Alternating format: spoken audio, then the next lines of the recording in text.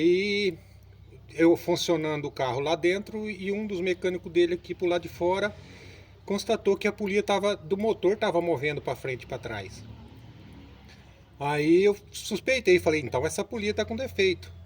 Aí fui me informar, dá mesmo o defeito da polia. Então eu trouxe para minha oficina aqui, né? É uma oficina de trator, na verdade, mas com o conhecimento que a gente tem, dá para até verificar, né? Aí arranquei a polia velha solta. Tava já correndo dentro aqui da base dela, né?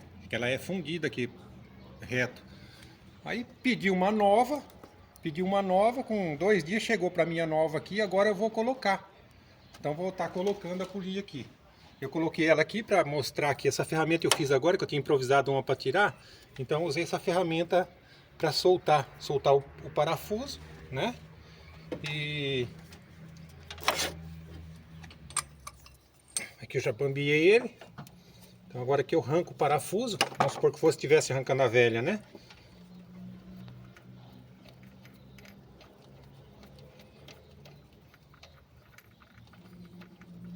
Ela é fácil de arrancar, ela não é dura de sair.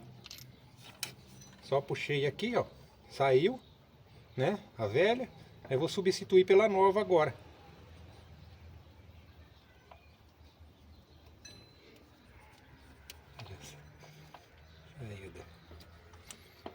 Deixa eu ver aí. Encaixou.